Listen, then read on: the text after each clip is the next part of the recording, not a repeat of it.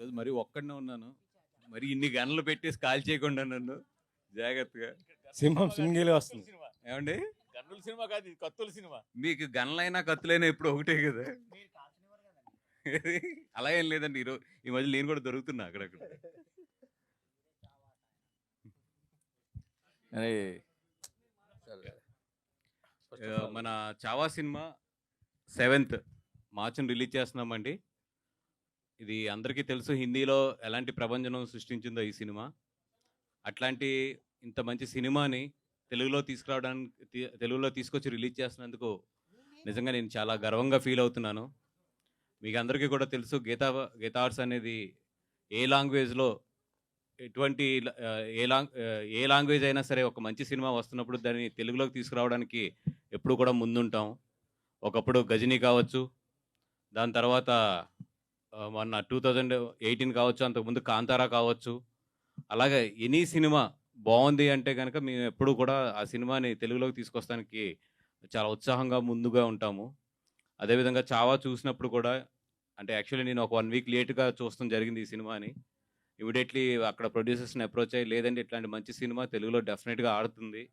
ఎందుకంటే ఒక మంచి సినిమాని తెలుగు ప్రేక్షకులు ఎప్పుడూ కూడా చాలా బాగా తీసుకెళ్తారు. దానికి చాలా నిదర్శనాలు ఉన్నాయి. అది తమిళ సినిమా అయినా సరే, మలయాళం సినిమా అయినా సరే, కన్నడ సినిమా అయినా సరే, లేదంటే కనుక ఒక హిందీ సినిమా అయినా సరే, ఎనీ లాంగ్వేజ్ ఒక మంచి సినిమాని తెలుగు ప్రేక్షకులు ఎప్పుడూ కూడా చాలా దగ్గరగా, చాలా మనసుకు దగ్గరగా తీసుకుని ఆదరిస్తారు. 100%. అదేవిధంగా చావా సినిమా కూడా ఇది అన్ని సినిమాల లాంటి సినిమా కూడా కాదు. మన చరిత్రని, ఎస్పెషల్లీ మన దక్షిణాది చరిత్రని నిజంగా చాలా ఇంపార్టెంట్ ఘట్టాలతో ఈ సినిమా నేపథ్యం అనేది తీసుకోవడం జరిగింది. డెఫినెట్గా దీంట్లో ఉన్న క్లైమాక్స్ లాస్ట్ 25 minutes ఇండియా మొత్తాన్ని, హిందీ వెర్షన్లో రిలీజ్ అయినప్పుడు ఇండియా మొత్తాన్ని కూడా కళ్ళంట నీళ్ళు పెట్టించింది లాస్ట్ 25 minutes. అట్లాంటి అంత మంచి చిత్రాన్ని ఈరోజు మేము తెలుగులోకి తీసుకొస్తున్నాము. డెఫినెట్గా ఈ సినిమా చూడని వాళ్ళు ఎవరైతే ఉన్నారో, అదేవిధంగా తెలుగులో రావాలని చెప్పి కోరుకున్న వాళ్ళు కూడా చాలామంది ఉన్నారు. అందరూ కూడా ఈ సినిమాకి వచ్చి ఈ సినిమాని మంచి విజయం సాధించాలని కోరుకుంటున్నాం. ఎందుకంటే ఇట్లాంటి మంచి సినిమాలు నిజంగా మంచి విజయం సాధిస్తే కనుక చాలామందికి ఒక మంచి ఇన్స్పిరేషన్ అవుతుంది. మన చరిత్రలో ఎన్నో ఇట్లాంటి బయటికి రాని కథలు చాలా ఉన్నాయి. అట్లాంటి కథలను బయటకు తీసుకొస్తానికి చాలామంది కూడా ప్రొడ్యూసర్స్ కానీ, డైరెక్టర్స్ కానీ ఒక ధైర్యం వస్తుంది ఇట్లాంటి సినిమాలు బాగా ఆడినప్పుడు. అపార్ట్ ఫ్రమ్ అన్నిటికన్నా కూడా ఈ సినిమా ఒక టెక్నికల్గా కానీ, ఒక కథాంశంగా కానీ, ఒక స్క్రీన్ ప్లేలో కానీ, ఒక క్వాలిటీ ఆఫ్ ద ఫిలిం నిజంగా మెస్మరైజ్ చేసిన మమ్మల్ని అందరినీ కూడా.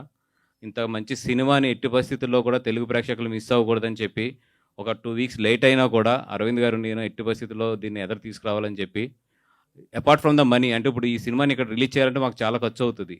ఇది రేపొద్దున వస్తుందా రాదా ఈ అన్నిటికన్నా కూడా ఒక మంచి సినిమాని తెలుగు ప్రేక్షకుల ముందుకు తీసుకురావాలని చెప్పి మాత్రం ముందు తీసుకొస్తున్నాం మేము.